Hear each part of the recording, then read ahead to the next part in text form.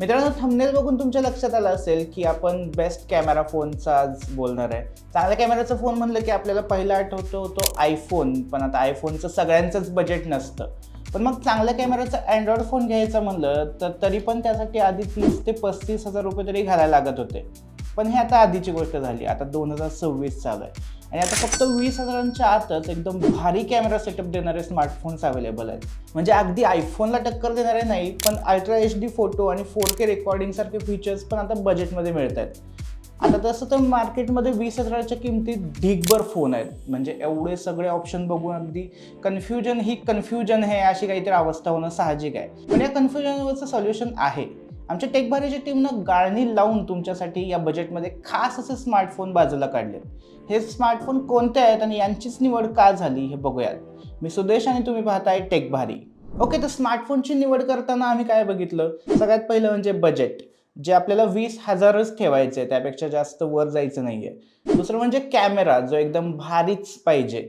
पण नुसता कॅमेरा चांगला असून पण फायदा नाही. भाई 20,000 रुपये देतोय तर त्यात ॲमोलेड डिस्प्ले, दमदार बॅटरी, Android 15, चांगला प्रोसेसर, हे सगळं पाहिजे ना. तर मग हे सगळं लक्षात घेऊनच आम्ही टॉप 5 फोन निवडले. यातला पहिला आहे CMF फोन 2 Pro. CMF हा नथिंगचा सब ब्रँड आहे, तुम्हाला माहितीच आहे. पण हा फोन त्यांनी सेपरेटली तयार केलेला पहिला स्मार्टफोन आहे. याची खासियत अशी की 20,000च्या बजेटमध्ये टेलिफोटो लेन्स देणारा हा एकमेव स्मार्टफोन आहे. फोनचं डिझाईन युनिक आणि स्टायलिश आहे.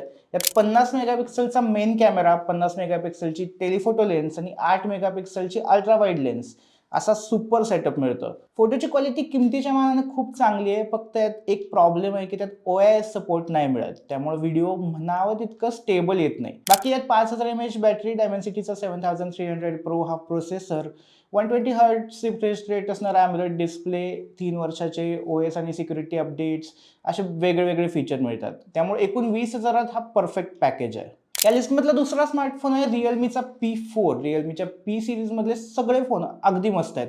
चांगला परफॉर्मन्स आणि बेस्ट व्हिडिओग्राफी पाहिजे असेल तर हा फोन बेस्ट आहे. यामध्ये 50 मेगापिक्सेलचा मेन कॅमेरा आहे आणि OIS मिळतंय. सोबतच 8 मेगापिक्सेलचा अल्ट्रा वाईड आणि 50 मेगापिक्सेलचा सेल्फी कॅमेरा पण मिळतोय. आणि बेस्ट पार्ट असं आहे की ह्याच्या फ्रंट आणि बॅक अशा दोन्ही कॅमेऱ्यांनी 4K 60 FPS रेकॉर्डिंग करता येते. त्यामुळे कंटेंट क्रिएटरसाठी हा फोन एकदम परफेक्ट आहे. या फोनची प्राइस तुम्ही आत्ता बघाल तर साधारणपणे 21,000 दाखवेल, पण यावर मोस्टली कार्ड ऑफर मिळून जातात. त्यामुळे 20,000च्या आत असलेल्या लिस्टमध्ये हा फोन घेतलाय.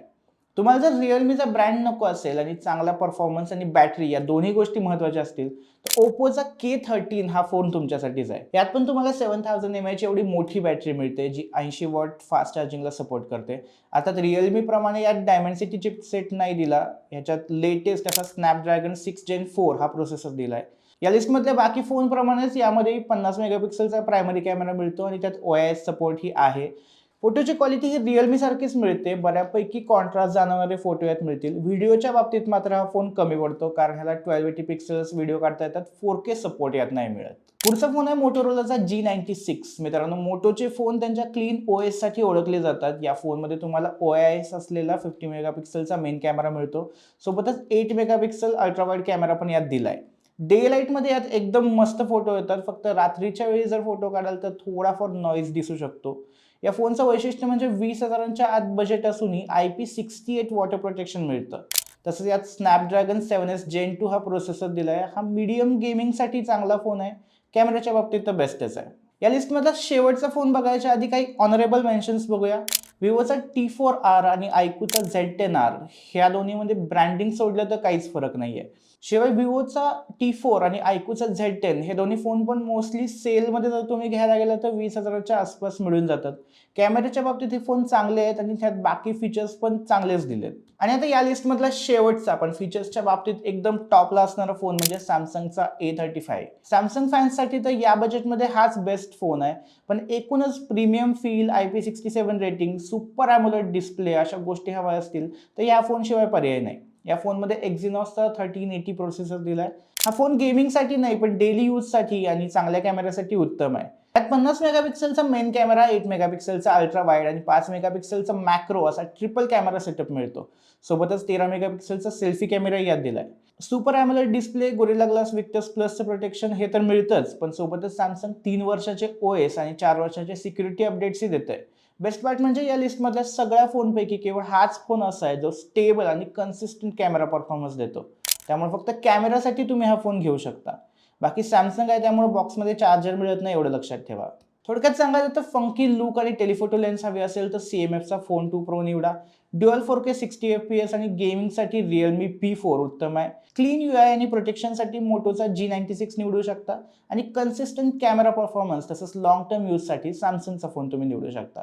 तुम्हाला यातला कोणता फोन सगळ्यात जास्त आवडला? तुम्ही नवीन फोन घेताना काय बघून निवडता हे आम्हाला कमेंटमध्ये नक्की सांगा. तुमच्या मित्रांपैकी कोणी फोन घेणार असेल तर त्याला हा व्हिडिओ नक्की शेअर करा आणि टेक संबंधी अशाच व्हिडिओंसाठी टेक भारीच्या YouTube चॅनलला सबस्क्राईब करा.